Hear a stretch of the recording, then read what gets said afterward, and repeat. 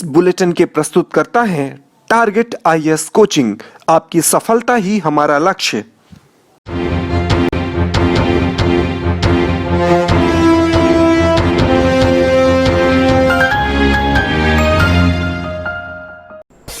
नमस्कार, आप देख रहे हैं रेवा दर्शन। मैं सचेता बघेल आपके साथ। आइए जान लेते हैं क्या है आज की प्रमुख खबरें। मनाया गया परशुराम जन्मोत्सव, लोगों को वितरित किए गए mask, sanitiser, towel, mineral water व खाद्यान्न सामग्री।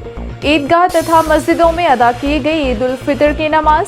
मुख्यमंत्री शिवराज सिंह का बड़ा ऐलान, पत्रकार समेत उनके परिवार की दवाई की खर्च उठाएगी सरकार। और शादी समारोह में पुलिस की दबिश, दूल्हा दुल्हन फरार। आइए जान लेते हैं इन खबरों को विस्तार से।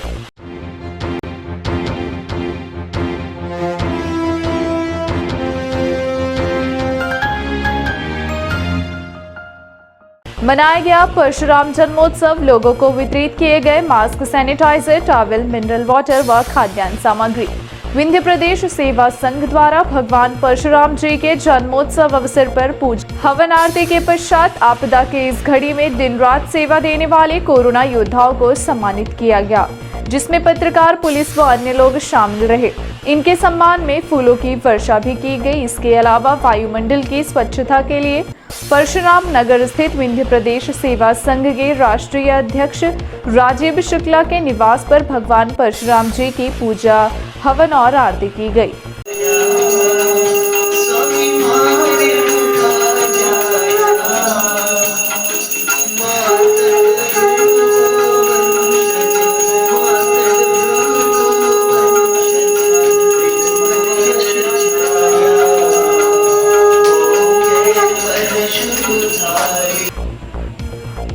साथ ही विंध्य प्रदेश सेवा संघ प्रमुख द्वारा 15 राज्यों के सभी पदाधिकारियों को एक साथ इस कार्य को करने निर्देशित किया गया था कि अपने घरों में हवन जरूर करें। वहीं दावा किया गया है कि कोरोना हमारे वायुमंडल में फैल चुका है, जिससे सब संक्रमित हो रहे हैं।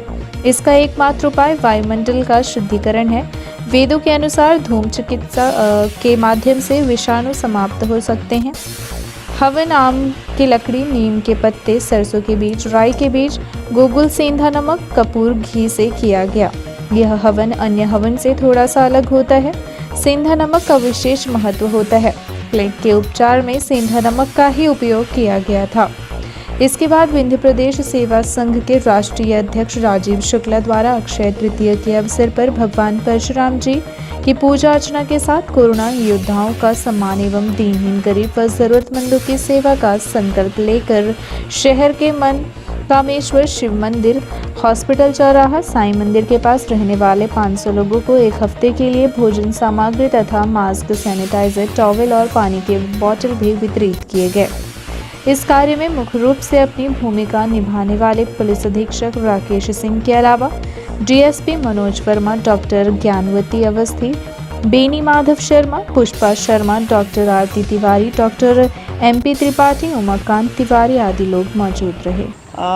एक्चुअली जैसे आप लोगों को आज पता होगा, अक्षय तृतीया है और अक्षय तृतीया के दिन भगवान परशुराम जी का जन्म हुआ था।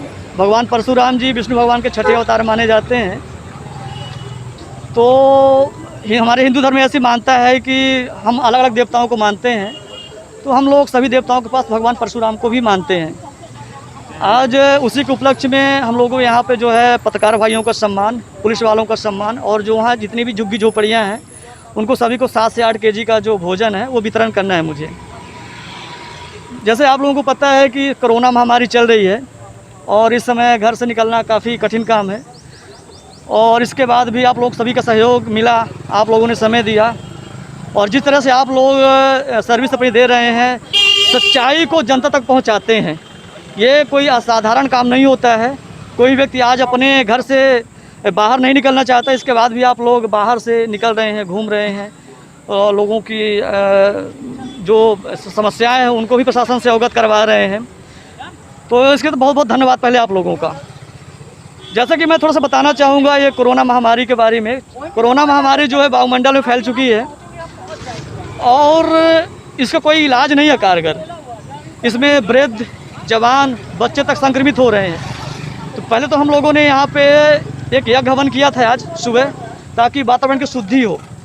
वातावरण शुद्धि के द्वारा ही इस विषाणु को समाप्त किया जा सकता है।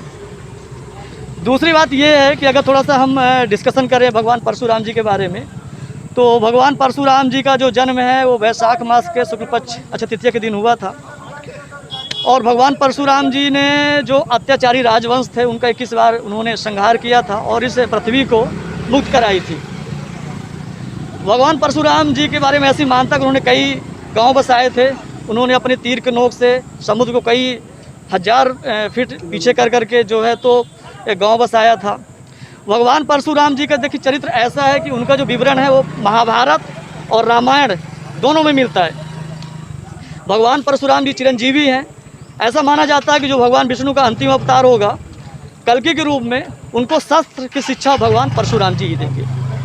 कई संगठन, कई समाजसेवी ऐसे भी हैं जो महामारी में अभी नहीं आगे आ रहे हैं, उनको क्या मैसेज देंगे? देखिए भाई, ऐसा है, मैं बता दूं, आज मैं हमारे बड़े भाई साहब शशांक शुक्ला जी अभी 18 अप्रैल को एक्सपायर हो गए थे इसी कोरोना महामारी से। तो मेरा तो ये कहना है कि ये गुब्बारा कब पिचक जाए कोई नहीं जानता है। तो जिसको भगवान ने थोड़ा सा भी सक्षम बनाया है उसको जनता का सहयोग करना चाहिए, घर से बाहर निकलना चाहिए। आज मैं अपने बड़े भाई साहब शशांक शुक्ला जी को श्रद्धांजलि भी आप लोगों के माध्यम से देना चाहता हूँ। हमारे जो प्रदेश अध्यक्ष है डॉक्टर आरती तिवारी जी, उनका बच्चा भी मनी पिछले महीने ख़त्म हो गया था। तो हम लोग काफ़ी शोक के दौर से गुजर रहे हैं, लेकिन कहते हैं कि अपने लिए भी क्या जीना यारा, कुछ दूसरों के लिए करके दिखाओ।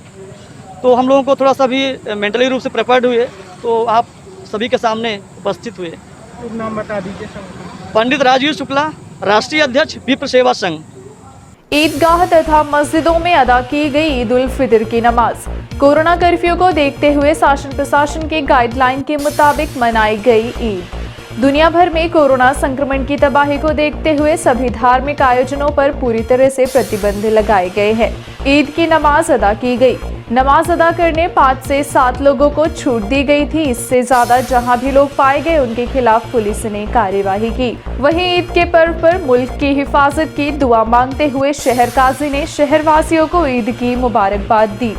ईदगाह पर जहां हजारों सर एक साथ सजदे में झुकते थे, वहीं इस बार मस्जिदों में सन्नाटा देखने को मिला।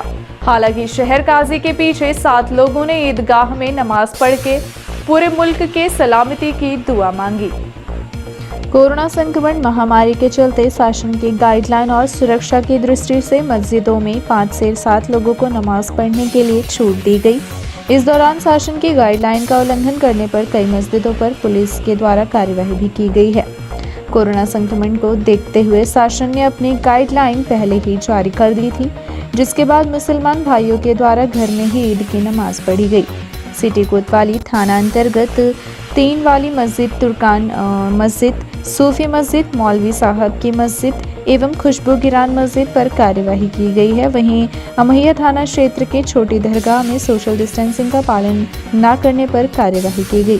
शहर काजी ने ईदगाह में नमाज के बाद सारे मुल्क के लोगों के लिए दुआ मांगते हुए कहा कि हम आने वाले समय में खुदा हम सबको इस संक्रमण से निजात दिलाए। बिस्मिल्लाहिर्रहमानिर्रहीम। सबसे पहले मैं सभी लोगों को, अपने सभी मुल्क वासियों को, ख़ास तौर पर अपने ज़िले के और अपने शहर के लोगों को ईद उल फितर की बहुत बहुत मुबारकबाद पेश करता हूँ। और आज जैसा कि आप सबको मालूम है कि मुसलमानों का सबसे अजीम त्यौहार, सबसे बड़ी खुशी का दिन है ईद उल फितर। लेकिन जो हालात हैं, जो माहौल है हमारे मुल्क का या पूरी दुनिया का कहें, सभी को मालूम है कोरोना वायरस की दूसरी लहर से हम गुज़र रहे हैं। और जिस तरह ये वबा फैली हुई है, हम सब की ज़िम्मेदारी है कि हम सब इस पर सख्ती के साथ, जो शासन प्रशासन की गाइडलाइन है, जो डॉक्टर्स की हिदायत हैं, उन पर हम सख्ती से अमल करें। उसी पर अमल करते हुए आज, बल्कि पिछले साल भी इसी तरीके से रमज़ान के महीने में जुमा और ईद और तरावीह सभी मुसलमान अपने घरों में रहकर जिस तरह पढ़े, इस साल भी इसी तरह सभी लोगों ने अपने घरों में नमाज़ें अदा की। जुमे की नमाज़ हो या अलविदा जुमा हो या तरावीह हो, इफ्तार सहर सब कुछ लोग अपने घर में अदा किए। इसी तरह आज भी हम लोगों ने, आप देख रहे हैं कि ये वो ईदगाह है जहाँ हज़ारों की तादाद में लोग पूरे ज़िले भर से मुसलमान इकट्ठे होकर यहाँ एक साथ नमाज़ पढ़ा करते थे। लेकिन आज इस ईदगाह में सिर्फ़ और सिर्फ शासन प्रशासन के गाइडलाइन के मुताबिक सिर्फ 5 लोगों ने नमाज़ अदा की है। बाकी सभी लोगों के लिए हुक्म था कि आप सभी लोग नमाज हो जाने के बाद अपने अपने घरों में 2 रकात या 4 रकात नमाज अदा करें। और ये चूँकि ऐसा माहौल है और ऐसी बीमारी है जिस पर हम सबको, सभी समाज के लोगों को मिलकर इसका सामना करना है और सहयोग करना है, और तभी इससे निजात मिलेगी। और हम सब लोगों से, अपने तमाम भाइयों से गुजारिश करता हूँ मैं कि आज के दिन बिला वजह घर से बाहर ना निकलें, परेशान ना हों, अपने घरों में रहें, घरों में इबादत करें, नमाज़ें पढ़ें। और ख़ास तौर पर आज जो लोग कब्रिस्तान जाते हैं, और ये एक मुबारक दिन होता है जिस दिन अपने लोग मरहूमीन से, अपने आबा व अजदाद से मिलने जाते हैं, फातिहा पढ़ने जाते हैं, मुलाकात के लिए जाते हैं। तो आपसे गुजारिश है कि आज कब्रिस्तान न जाएं, वहाँ भीड़ भाड़ न लगाएं, बल्कि अपने घरों में रहें, वहीं से फातिहा पढ़ें, इसाले सवाब करें। इंशाअल्लाह आपके मरहूमीन की वहीं से उनको सवाब पहुँचेगा और अल्लाह ताला उनकी बख्शिश और मग़फ़िरत फरमाएगा। सभी लोगों को फिर से मैं दोबारा गुजारिश करूँगा कि ऐसा कोई काम हरगिज़ न करें जिसमें प्रशासन को किसी तरह की कोई परेशानी हो।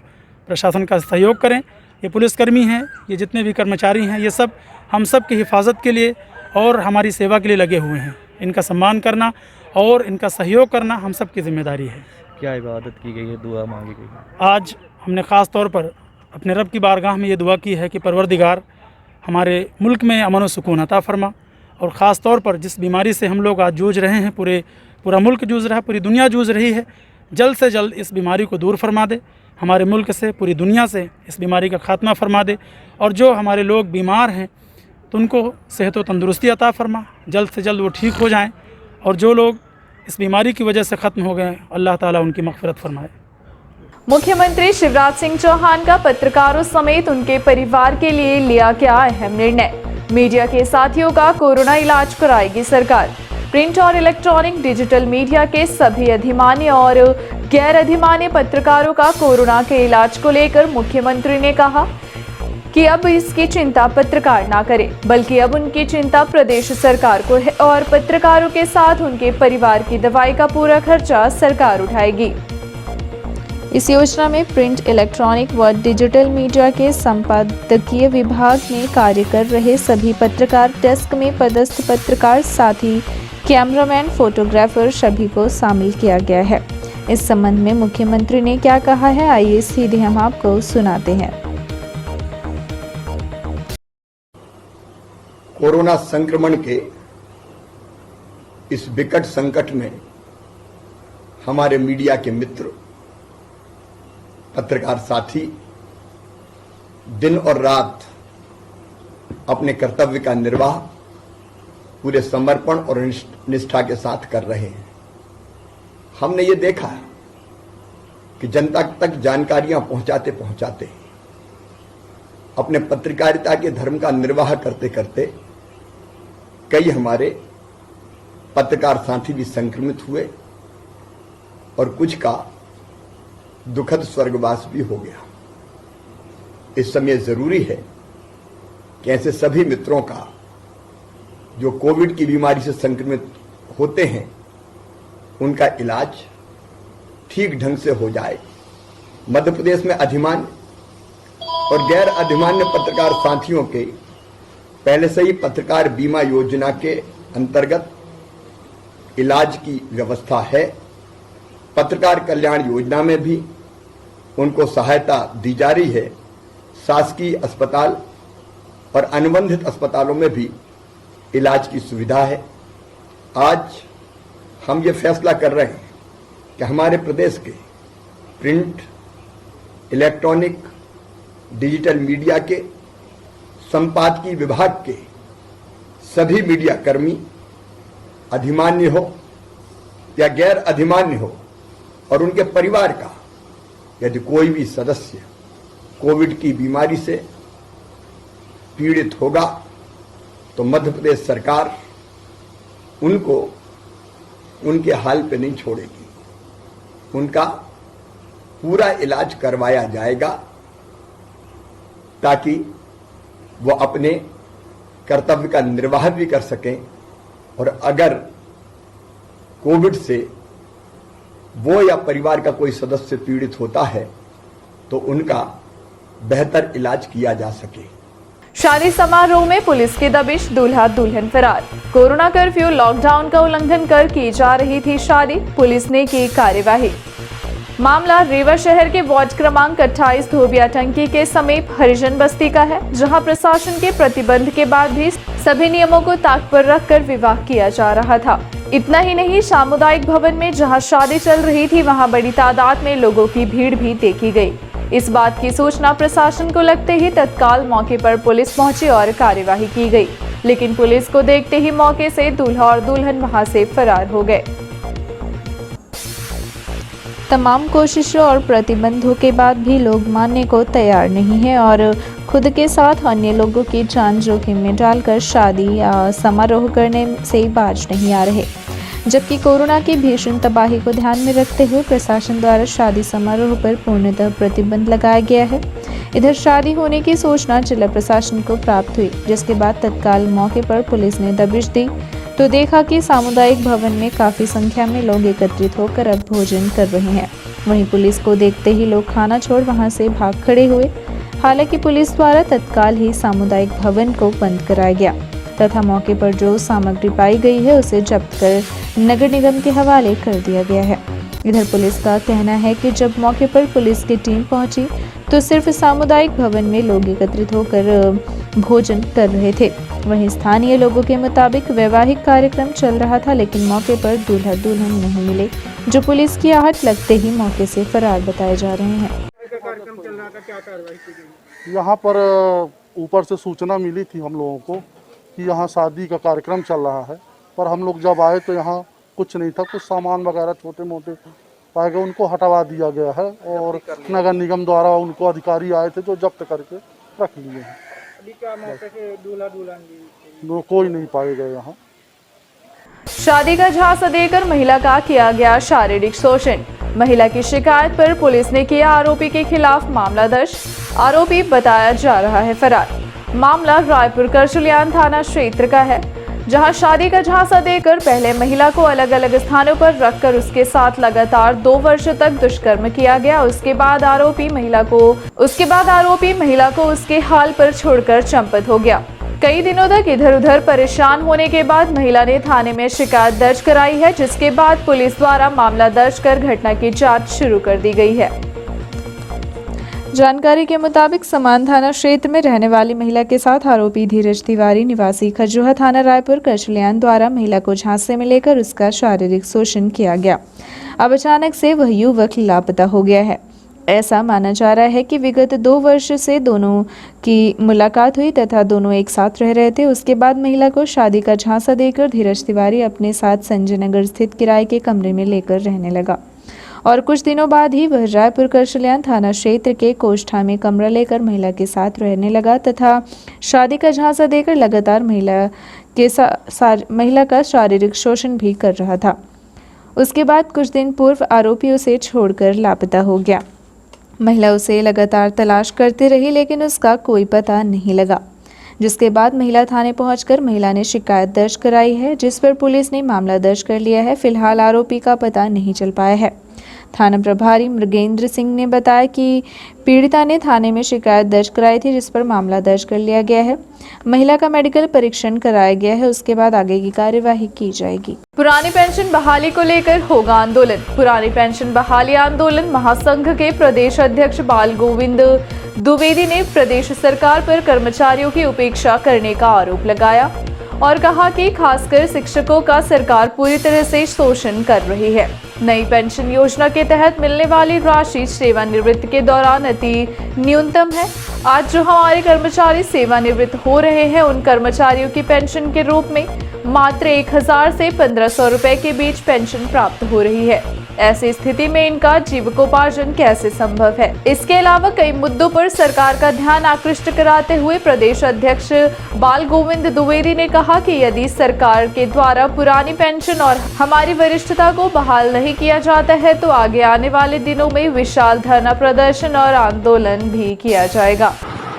तभी सफलता मिलेगी, नहीं 10% एनपीएस से अब 14% का झुंझुना मिल गया है। अब 14% देगी सरकार। ले खूब ले, बधाई ले। हमको नहीं चाहिए 14%। हमें अपना वही चाहिए जिसकी मांग हम कर रहे हैं। हमें पुरानी पेंशन बहाल करो, हमको पुरानी पेंशन लेना है। हमको आपकी ये 14%, 15%, 20% ये नहीं लेना है, हमको पुरानी पेंशन लेना है। और नियुक्ति दिनांक से, जो हमारी प्रथम नियुक्ति दिनांक है, उस नियुक्ति दिनांक से वरिष्ठता का आदेश किया जाए कि आपकी प्रथम नियुक्ति दिनांक से वरिष्ठता प्रदान की जाती है। हमारे सन 2006 के साथी जो 2018 में जिनकी क्रमोन्नति और पदोन्नति हो जाना चाहिए, आज 3 साल से भटक रहे हैं, उनके लिए कोई आदेश नहीं है। शिक्षा गारंटी शाला के गुरुजी जो दूसरी क्रमोन्नति के पात्र हैं, हमने सरकार से निवेदन भी किया कि पूर्व का वित्तीय लाभ न दिया जाए, केवल द्वितीय क्रमोन्नति का इन्हें लाभ दे दिया जाए। पर वो 14% का झुंझुना और मृत होने पर उस कर्मचारी का जो NPS जमा है वो पूरा मिल जाएगा। ये घोषणा हो गई, हम प्रसन्न हो गए। जब हम मर जाएंगे तो हमारा जो पैसा जमा है पूरा का पूरा मिल जाएगा, उसमें कोई कटौती नहीं। मित्रों, मैं हाथ जोड़ता हूँ, विनती करता हूँ, अब समय एक होने का आ गया है। 2023 में चुनाव है, 1 साल 1.5 साल बाद चुनाव आ जाएंगे। जुलाई 2023 में अधिसूचना जारी हो जाएगी। बघेली स्टार अविनाश तिवारी द्वारा अपने YouTube की 1 महीने की कमाई को गरीबों के नाम किया गया है और गरीबों को वितरित किए जा रहे हैं 1 हफ्ते के लिए राशन के पैकेट। इस आपदा की घड़ी में जहां लोग कोरोना महामारी से जूझ रहे हैं, वहीं गरीब और असहाय वर्ग के लिए मुसीबतें कम होती नजर नहीं आ रही। ऐसे मुश्किल हालातों में ही इंसान के काम आता है और आज जहां कई सामाजिक संगठन लोगों की सहायता के लिए आगे आ रहे हैं और लोगों की मदद कर रहे हैं, वहीं ऐसे ही मानवता की मिसाल अविनाश फिल्म्स के संचालक और विंध्य के बघेली सुपरस्टार अविनाश तिवारी ने भी अनूठी मिसाल पेश की है और वे स्वयं व उनकी पूरी टीम ने यह निर्णय लिया है कि YouTube चैनल से जो कुछ भी वो कमाते हैं उसकी 1 महीने की आमदनी वो गरीब और असहाय वर्ग के लिए खर्च करेंगे। वह उन तक खाद्यान्न, राशन और सब्जियां पहुंचाएंगे। विगत कुछ दिनों से अविनाश फिल्म्स की टीम अविनाश तिवारी, शैलू शर्मा, कान्हा मिश्रा एवं अन्य साथी मिलकर गरीबों के पास पहुंचकर उन्हें खाद्यान्न, राशन बांटने का काम कर रहे हैं। अविनाश फिल्म्स के संचालक अविनाश तिवारी ने बताया कि जब उन्होंने युवा एकता परिषद व उनकी टीम के साथी को हाथ बढ़ाना अभियान के तहत गरीब और असहाय लोगों की मदद करते हुए देखा, तब उनके मन में भी यह प्रेरणा उपजी और उन्होंने भी यह निर्णय लिया कि वो अपनी 1 महीने की YouTube कमाई से गरीबों तक यथा उचित मदद पहुंचाएंगे। बघेली स्टार ने विंध्यवासियों से भी आग्रह किया है कि सभी लोग आपदा की इस परिस्थितियों में लोगों की मदद करने के लिए आगे आए ताकि कोई भी भूखा न सोए। और जब विंध्य पर ऐसी आपदा आई है तब विंध्यवासियों ने डटकर उसका सामना किया है, इसलिए सभी लोग गरीबों की मदद करने के लिए एक कदम आगे बढ़ाएं। कलाकारों के लिए प्रेरणा स्रोत बने बघेली स्टार अविनाश तिवारी। कोरोना के इस विषम परिस्थिति में जहां आमजन परेशान है, वहीं गरीब भोजन की समस्या से जूझ रहे हैं। दर्शक रूपी जनता के सहयोग से एक कलाकार आगे बढ़ता है तो उस कलाकार का भी ऐसे लोगों को सहयोग करने का दायित्व बनता है।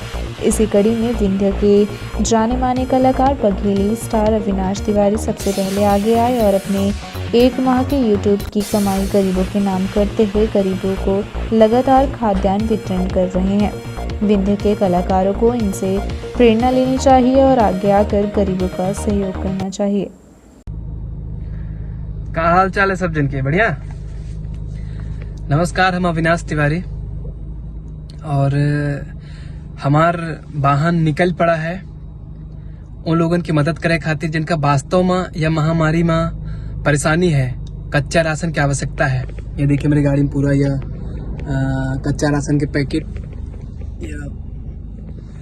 और अपनों बच्चे इमे लोगन की मदद करी जिनका वास्तव में आवश्यकता है। अगर अपना एक जन की मदद करब तो अपना का एक अलग आनंद के अनुभूति प्राप्त हुई, मजा आई। और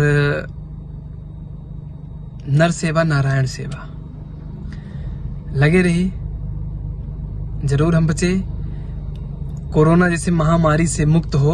अब फिर से वह में के जो में के जिंदगी चलत रही मनई के वह में के होई। चलिए अब समय है कि केव भूखा ना सोवे पाए। कोरोना कर्फ्यू काल में लगातार जरूरतमंदों की जारी है सेवा। विंध्य व्यापारी महासंघ कोरोना कर्फ्यू के दौरान असहाय, जरूरतमंद व गरीबों की सेवा में लगातार तत्परता से कार्य कर रहा है और खाद्यान्न पहुंचाने का कार्य अनवरत जारी है। पूर्व मंत्री व रीवा विधायक राजेंद्र शुक्ल की प्रेरणा से यह कार्य विंध्य व्यापारी महासंघ रीवा द्वारा किया जा रहा है। शुक्रवार को थाना प्रभारी चौराहा शिव पूजन मिश्रा के साथ खैरा बस्ती रेलवे स्टेशन के पास राशन वितरित किया गया। साथ ही गल्ला मंडी वितरण केंद्र में भी राशन बांटा गया। इस कार्य में मुख्य रूप से शामिल रहे चंदीराम केशवानी, कमलेश सचदेव, नरेश काली, साधुराम माखीजा, पप्पू मंजानी, अमित ठारवानी, सुधांशु पाठक, संदीप गुप्ता, संजय चावला, राजेश वाधवानी, मनीष गहोई, अनीश खान, पिंटू सोनी, रमेश वाधवानी, मनीष आहूजा, संजय मोहनानी, राम नारवानी, हरपाल नखीजा,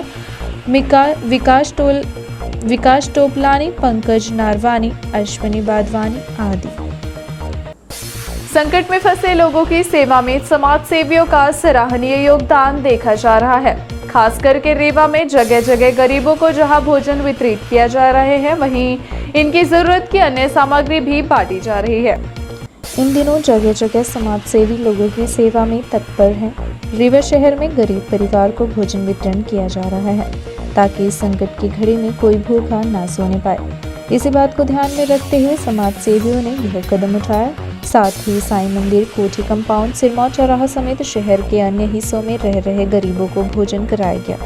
साथ ही समाज सेवियों द्वारा यह अपील की गई है कि और जिन लोगों को सहयोग करना है वो इस कार्य में जुटे लोगों से संपर्क कर सकते हैं। ये पिछले लगभग जब से लॉकडाउन हुआ है उसके लगभग 4-5 दिन बाद से जो मीडिया के माध्यम से जानकारियाँ हम लोगों को मिल रही थी कि बहुत सारे जो हमारे मंदिरों के पास जो गरीब हैं वो भूखे हैं, क्योंकि लॉकडाउन की वजह से सब अपने अपने घर में हैं। पहले बहुत सारे लोगों को सुविधाएं मिल जाती थी, बहुत सारे लोग आके दान दे के जाते थे।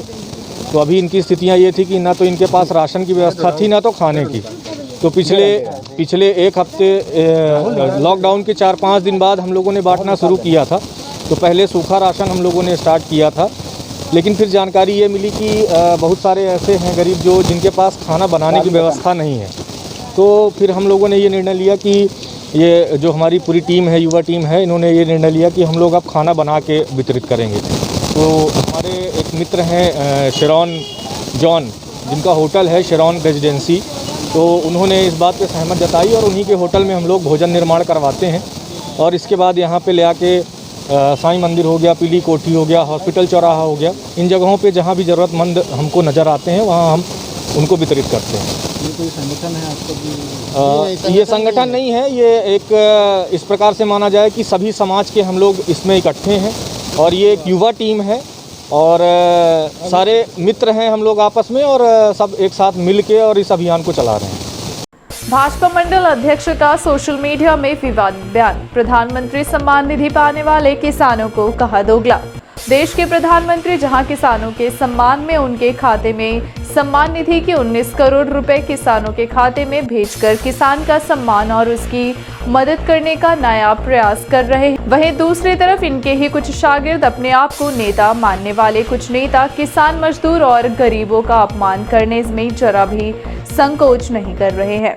ये नेता स्वयं को क्या मानते हैं जो किसानों, मजदूरों और गरीबों को दोगला बता रहे हैं? शर्म आनी चाहिए ऐसे नेताओं को जो किसानों को गाली दे रहे हैं। इन्हीं के वोट से सांसद, विधायक और अन्य नेता बनते हैं और अपनी जेब भरते हैं, फिर उसी जनता व अन्नदाता को ये दोगला बता रहे हैं। क्या यही है इन नेताओं का चरित्र? क्या यही है भाजपा के संस्कार? अब सवाल यह भी उठता है कि क्या इन नेताओं को यह अधिकार प्रधानमंत्री व मुख्यमंत्री या फिर संगठन ने दे रखा है कि ये किसानों का अपमान करें या फिर ऐसे नेताओं के खिलाफ पार्टी व संगठन कार्यवाही करेगा। इतना ही नहीं, इन्हें तो सार्वजनिक तौर पर जनता से माफी भी मांगनी चाहिए। ये महानुभव हैं भाजपा गुड़ मंडल अध्यक्ष कपूर सोनी व गुड़ में पदस्थ एक चिकित्सक, जिन्हें प्रधानमंत्री द्वारा किसानों के खाते में सम्मान निधि का पैसा भेजना नागवार गुजरा और इन्होंने अपने सोशल साइट यानी कि फेसबुक पर किसान, मजदूर व आम जनता को दोगला तक कह डाला। धन्य है ऐसे नेता जो देश के अन्नदाता का भी अपमान करने में संकोच नहीं कर रहे हैं। कोरोना का ताजा आंकड़ा, जाने क्या है आज की स्थिति। कोरोना संक्रमण का ग्राफ लगातार तेजी से घटने का जो सिलसिला है वह अत्यंत खुशी देने वाला माना जा रहा है। शुक्रवार को आई स्वास्थ्य विभाग की रिपोर्ट के मुताबिक 1662 लोगों की जांच के बाद 225 संक्रमित मरीज सामने आए हैं, जो गत दिवस के आंकड़े से कम है। शुक्रवार को आए क्षेत्रवार आंकड़े के मुताबिक रीवा शहर में 52 नए संक्रमित मरीज मिले हैं। वहीं दूसरे स्थान पर सिरमौर रहा, जहां पर 48 मरीज पाए गए। त्योतर तथा हनुमाना में 25-25 मरीज मिले। इसी तरह से रायपुर करछुलियान में 21, मऊगंज में 18, गंगेव में 17, जवा में 11। सबसे कम आंकड़ा नई गढ़ी में 5 तथा गोविंदगढ़ में 3 मरीज सामने आए हैं। हालांकि ऐसा माना जा रहा है कि रीवा शहर के साथ साथ अब ग्रामीण क्षेत्रों का भी आंकड़ा घटने लगा है। हालांकि सिरमौर का आंकड़ा अभी भी खतरनाक माना जा रहा है। 14 मई को जहां 225 लोग संक्रमित पाए गए, वहीं इस आंकड़े के साथ कोरोना संक्रमित मरीजों की संख्या 14,806 पहुंच गई है। वहीं 2 लोगों की आज भी मौत हुई है। 2 लोगों की मौत के साथ जो अब तक का मौत का आंकड़ा है वह 71 पहुंच गया है। वहीं राहत की बात यह है कि 341 मरीज आज भी स्वस्थ हुए हैं। इसके साथ ही स्वस्थ होने वाले मरीजों का आंकड़ा 12,069 पहुंच गया है। इसके बाद भी अभी 2,666 मरीज रीवा जिले में एक्टिव हैं।